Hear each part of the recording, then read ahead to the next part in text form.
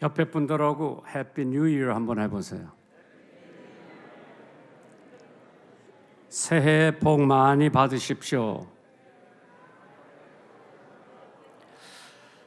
얼마나 복을 받아야 많이 받는 거예요? 새해에 복 많이 받으려는데 그 복은 누가 주는 거예요? 이런 거를 봤을 때에 서양 사람들은 그냥 간단히 해피 뉴 이어. 올해가 임인년, 검은 호랭이 해라고 그랬죠. 그런데 오늘 본문에 있는 말씀을 보면은 신년의 인사가 다 되는 거예요. Be happy always. 항상 기뻐하라. 그 인사문은 항상 기뻐하라. 해피 뉴 이어가 아니라 항상 기뻐하라. 그렇기 때문에 누가 항상 기뻐하는 사람이냐? 시편 1편에 복 있는 사람, 악인의 길을 쫓지 아니하고 죄인의 길에 서지 아니하며 오만한 자의 자리에 앉지 아니하고 오직 여호와의 율법을 즐거워하며 그 율법을 주야로 밤낮으로 묵상하는 자가 복 있는 사람입니다. 복 많이 받으세요. 우리 민족처럼 복을 좋아하는 민족도 드물 거예요. 그래서 제가 어렸을 때 보니까 복조리 장사들이 댕기면서 복조리 사세요 하면 우리 어머니 뛰어나가서 복조리 2개 사서 대문에 이렇게 갖다 걸어 놓더라고. 내가 한번 그랬어요. 제가 이제 초등학교 다닐 때 엄마 복을 달라고 그러면 커다란 광주리를 갖다 붙여놓지 왜 그 조그만 조리를 갖다 놓고 복을 달라고 그러느냐. 우리 어머니 대답이 없었어. 복조리 하나의 상징이지요. 가장 큰 복은 어디 있느냐? 신명기 28장을 오늘 집에 가서 읽어보세요. 하나님의 말씀을 삼가 듣고 하나님의 말씀을 행하고 하나님의 말씀을 믿는 사람들에게는 엄청 큰 축복이 온다는 게 신명기 28장에 기록되어 있어요. 여러분이 원하는 복이 거기 다 들어있어요. 집에 가서 한번 읽어보세요. 오늘 그것을 읽어보고 여러분들이 신명기 28장에 해당되는 모든 복을 받으시기를 주님의 이름으로 축원합니다. 예수님 자체가 축복이에요. 예수님 생애 전체가 기쁨의 근원이 된다고 그랬어요.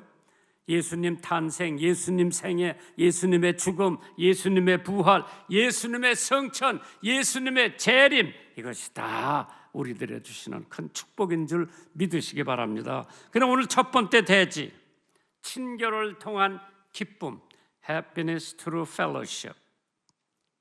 빌립보서 4장 4절에 주 안에서 항상 기뻐하라. 내가 다시 말하노냐 기뻐하라. 너의 관용을 모든 사람에게 알게 하라. 주께서 가까우시니라. 친교를 통한 축복, 친교를 통한 기쁨.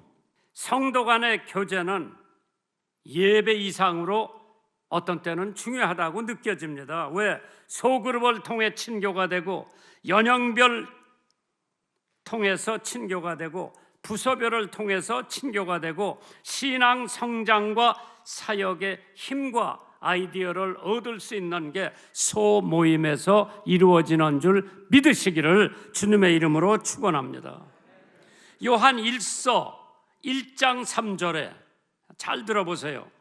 너희로 우리와 사귐이 있게 하고, 사귐이라는 것은 펠로십이요, 교제가 있게 하려 함은 우리의 사귐이, 우리의 교제가 아버지와 그 아들 예수 그리스도로 말미암아 함께 함이리라. 와우! 하나님과 그 아들 예수와 나하고 사귐이 있는 거예요. 교제가 있는 거예요. 우리 같은 존재가 어떻게 전지전능하신 하나님하고 사귐이 있어? 어떻게 그 예수 그리스도하고 교제가 있어요? 그거는 다 하나님의 사랑으로 말미암아 예수님이 십자가에 돌아가심으로써 그 예수님을 내 구주로 영접하는 순간 나는 하나님의 자녀가 됐기 때문에 나는 예수님과 사귈 수가 있고 교제할 수가 있는 것을 믿으시면 아멘 하시기 바랍니다. 영국의 아주 시골 농촌에 웬스게이트라고 하는 곳에 존 파세스 목사님이 목회를 했어요. 참 시골 농촌에 가서 목회하는 목사님들 존경하지 않을 수가 없어요. 참 모든 거 다 희생하고 아들 사형제의 사모님과 함께 그 시골에서 목회를 하다가 얼마나 목회를 잘하는지 그 목사님을 런던에서 큰 교회에서 초대를 해서 가게 됩니다. 1771년 봄이었습니다. 가난한 농부들이 목사님 이삿짐 마차에 둘러서서 울기 시작합니다. 목사님 가시지 마세요. 우리는 목사님 떠나면 어떻게 합니까? 아낙네들은 울고 남자들은 슬프게 고개를 떨구고 있었습니다. 마차는 움직이기 시작합니다.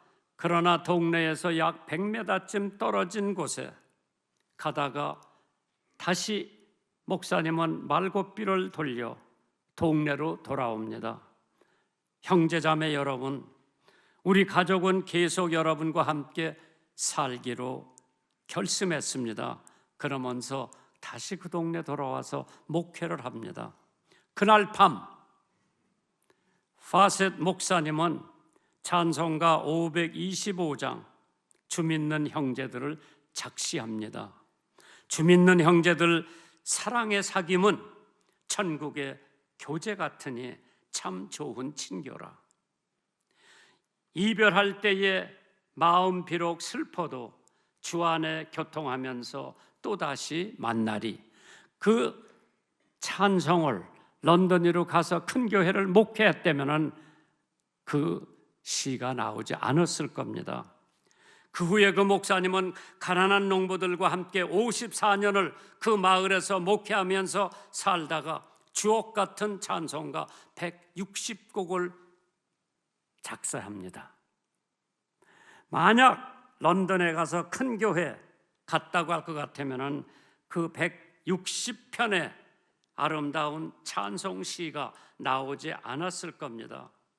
파셋 목사님 참 훌륭한 목사님이지요.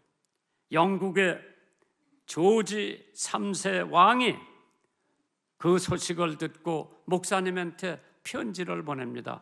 당신의 소원이 뭐요? 당신의 소원을 내가 들어주고 싶으니 소원을 얘기하라고 하니까 파셋 목사님이 이렇게 답장을 국왕에게 보냅니다. 지금 저의 소원은 오직 웬스게이트의 교우들과 함께 사는 것이 제 소원이라고 했습니다. 국왕의 총애보다, 국왕이 보내는 값진 선물보다 그 시골 교회에서 그 성도들과 함께 교제하고 예배드리고 친교하는 것이 그 목사님의 소원이라고 했습니다.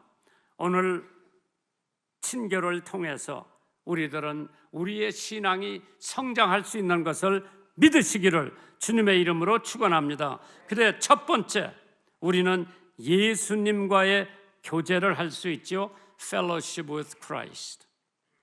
요한일서 1장 7절에요. 저가 빛 가운데 계신 것 같이 우리도 빛 가운데 행하면 우리가 서로 사귐이 있고 교제가 있고 그 아들 예수의 피가 우리를 모든 죄에서 깨끗게 하실 거라고 그랬어요. 우리나라 풍속이 너무 어려워하는 사람들이 많이 있어요. 나이가 많아도 그 사람 어려워하고 직책이 높으면 어려워하고. 내가 중앙교회 목회할 때 교회 딱 들어오면은 제일 먼저 있는 방이 친교실이에요. 거기 커피도 있고 파이도 있고 크기도 있고 다 있어요.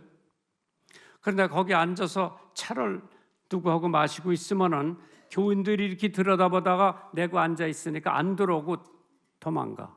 그러니까 내가 들어오라고 그러는데 안 들어와.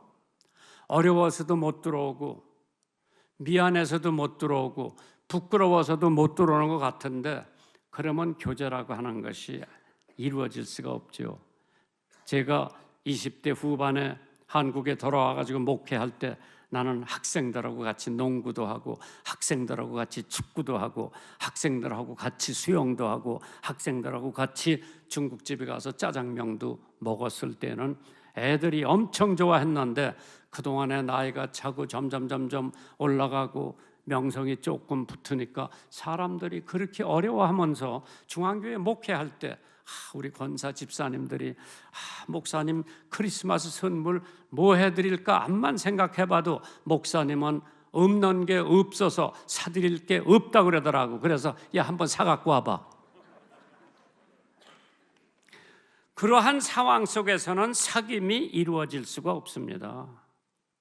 교회는 만인이 들어와서 하나님 앞에 예배드리고 성도 간에 교제가 있기 때문에 전직 장관도, 전직 총리도, 현직 국회의원도, 현직 교수도, 사장도 교회 안에 들어오면, 장군도 마찬가지요. 교회 안에 들어오면 다 성도예요.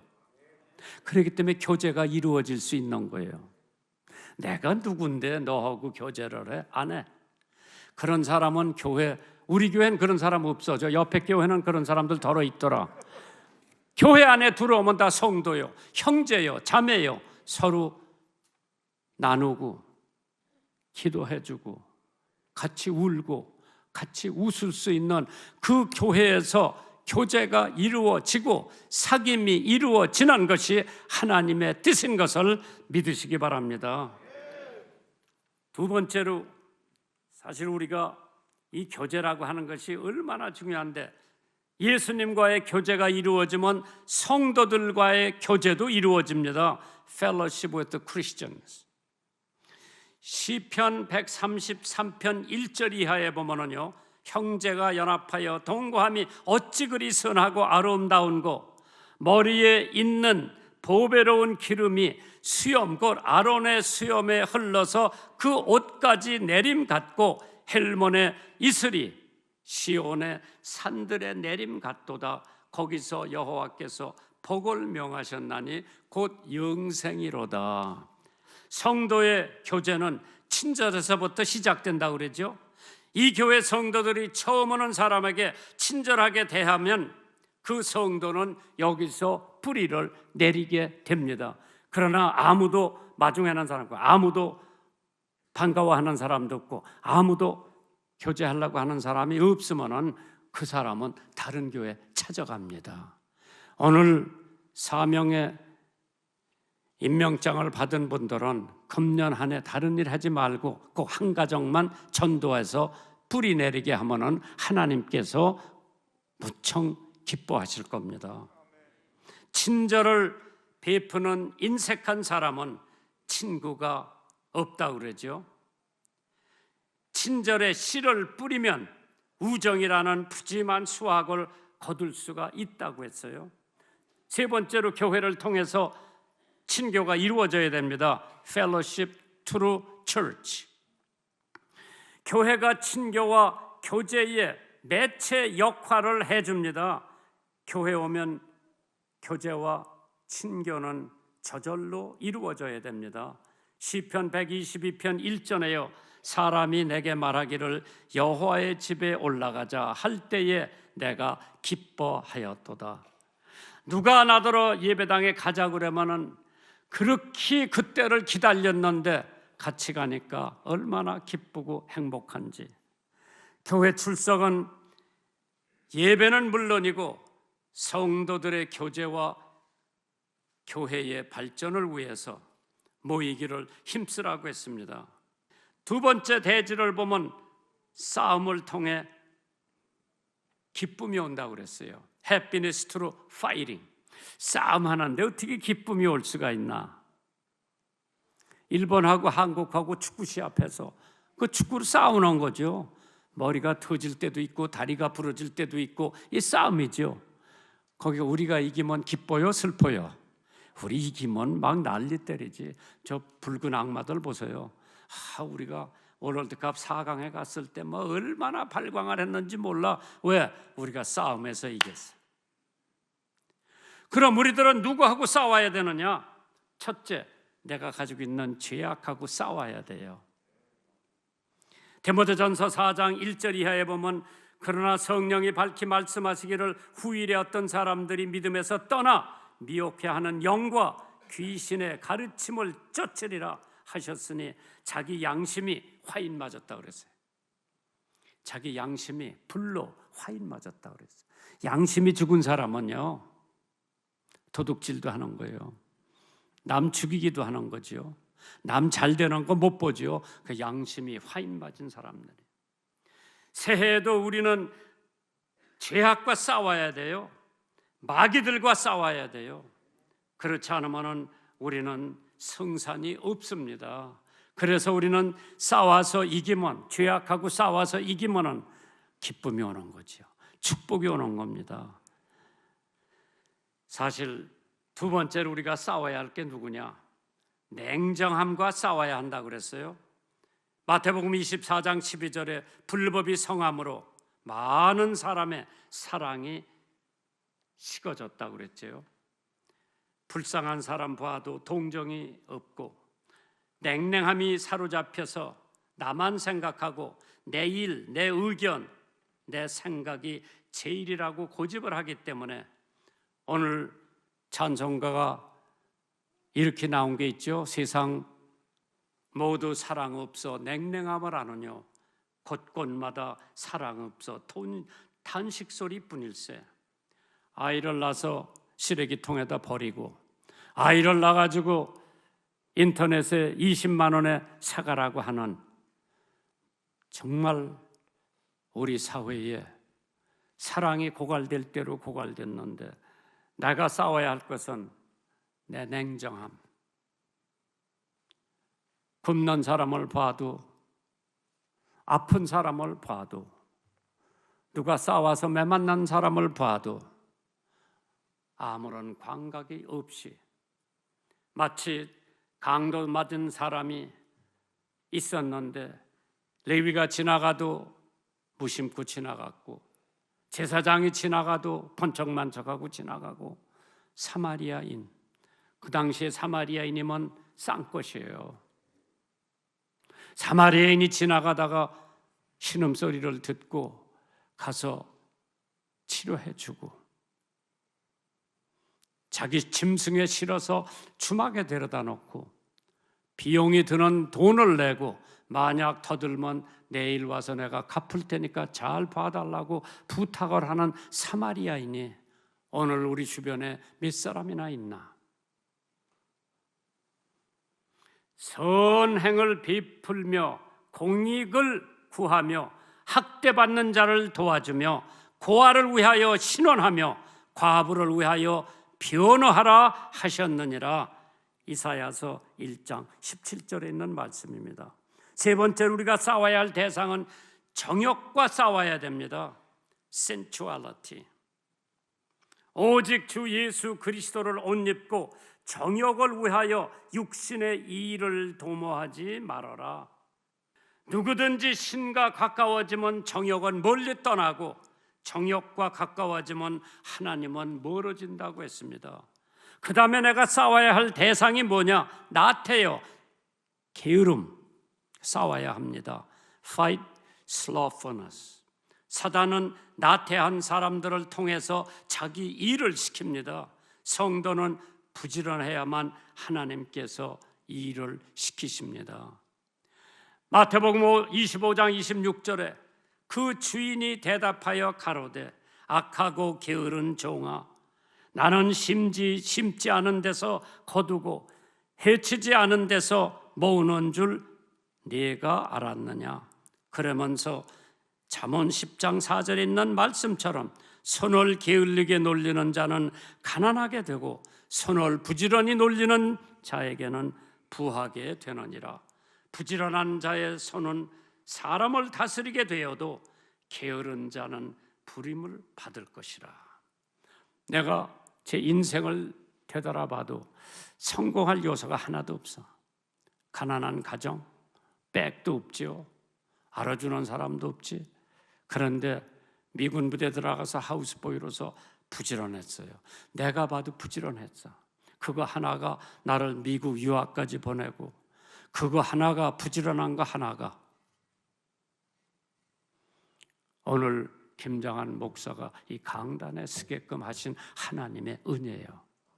하나님께서 우리들에게 게으름, 나태함과 싸우라고 그랬죠. 오늘 마지막 대지입니다. 따르는 기쁨, happiness through following. 예수님을 따르는 기쁨. 정말로 형제들아 무엇이든지 참되며 무엇이든지 경건하며 무엇이든지 옳으며 무엇이든지 정결하며 무엇이든지 사랑할 만한 하며 무엇이든지 칭찬하며 무슨 덕이 있든지 무슨 기름이 있든지 이것들을 생각하라. 너희는 내게 배우고 받고 듣고 본바를 행하라. 그리하면 평강의 하나님이 너희와 함께 계시리라. 예수님이 베드로에게 나를 따라오라. 그물도 내버려 던지고 고기 잡는 도구도 내버려두고 자기 아버지도 버려두고 예수님을 따랐어요. 축복받았습니다. 마태가 세금을 걷어들이고 있는데 예수님이 나를 따라오너라. 세금 걷는 거 다 집어치고 예수님 따라가서 12제자가 된 거예요. 예수님을 따라가는 기쁨, 예수님을 따라가는 축복. 마태복음 4장 19절에 말씀하시되 나를 따라오너라. 내가 너희를 사람 낚는 어부가 되게 하리라. 꼬리를 치며 주인을 졸졸 따라다니는 멍멍개를 보면 정말 보기가 좋습니다. 그 개는 기뻐서 어쩔 줄 모르며 주님 따라가는 걸 보면 우리는 하나님의 자녀로서 하나님을 따라가며 늘 즐거움 속에서 생활할 수 있어야 되는 줄 믿으시기 바랍니다. 그렇기 때문에 찬송가에 나는 예수 따라가는 십자가 군사라. 다른 군사 피 흘리며 나가 싸울 때 나 혼자 편히 앉아서 바라만 보리오. 다른 사람 어찌든지 나 주님 용사되리. 내가 승리하기까지 주 은혜로 싸우리. 주님의 용사된 내게 주의 일 맡기소서. 미국 교파의 장점들을 이렇게 나열해 놓은 사람이 있어요. 한번 들어보세요. 진실한 생활을 감리교회 가서 배워라. 체험적인 신앙은 침례교회에서 배워라. 교회 충성은 루터교회 가서 배워라. 교인의 긍지는 성공회 가서 배워라. 단순한 믿음은 쿠에커 교회 가서 배워라. 종교를 높이는 데 태도는 유태교회 가서 배워라. 기도 생활은 장로교회 가서 배워라. 봉사 생활은 구세군 교회 가서 배워라. 교회를 널리 드러내면 천주교회 가서 배워라. 기쁨에 찬 신앙은 흑인 교회 가서 배워라. 바치는 신앙은 순복음교회 가서 배워라. 선교와 전도는 성결교회 가서 배워라.